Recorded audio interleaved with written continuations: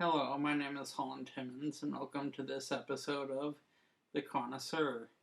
Today we'll be looking at Attack of the Clones. Guess you don't really need to see that, but it's pretty cool close-up. This is the steelbook.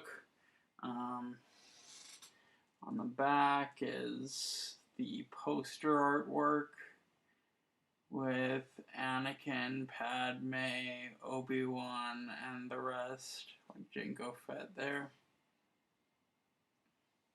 Look up on the inside. I removed the disc so you could see the image. Yeah. Gee, I wonder what that clone army could turn into. Actually, that is a scene from the movie, and it's pretty epic as John Williams' music is playing. In the beginning of the movie, the opening crawl, there's a separatist movement happening, being led by former Jedi Count Dooku. So, there's been several attempts on Padme Amidala's life, still played by Natalie Portman, but this time Anakin and Obi-Wan are there. This time Anakin is played not by Jake Lloyd, but by Hayden Christensen. And to be honest, I think he does a fine job playing an angst-ridden teenager. He's a lot like Luke was in Episode 4, except he's in Episode 2, so he's still growing up.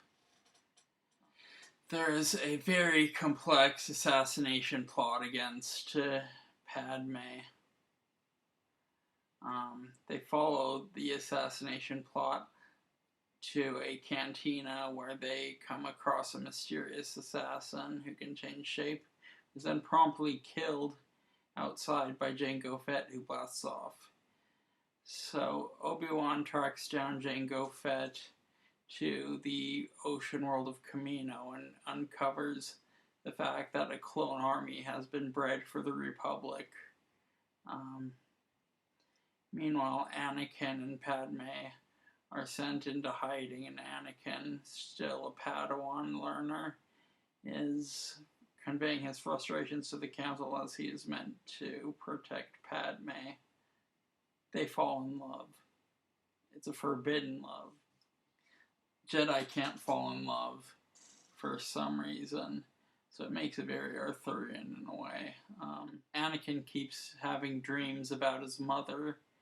That won't stop, so ultimately he drags Padme across the galaxy to Tatooine to try and save his mother from the Sand People.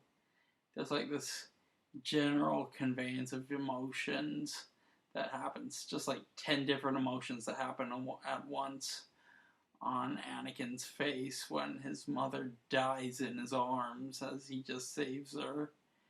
It's really great acting. Then he just goes apeshit on the Sand People. It's awesome. Obi-Wan gets captured on Geonosis after uncovering a plot by the Separatists to create a robotic army, and he is interrogated by Count Dooku, who is the Star Wars version of Count Dracula. Count Dooku, Count Dracula, played by Christopher Lee, Count Dracula himself. So Anakin and Padme go to save Obi-Wan. They get captured, and they're all condemned to die in the arena. Just this really great Ray Harryhausen type fight scene. If you like Ray Harryhausen movies, you'll love this fight scene in the arena. Yeah, so then the other Jedi show up, and all sorts of ass-kicking starts happening everywhere. And as the Jedi are overwhelmed and surrounded by the numbers of the robots, the droid army,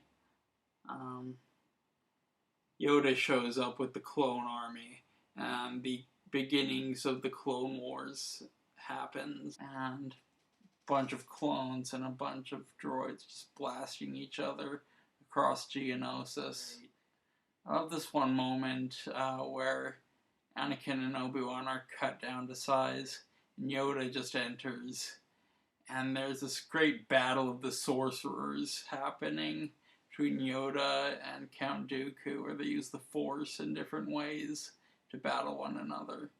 Then they decide to use their lightsabers, and Yoda gets to kick ass. It's friggin' awesome.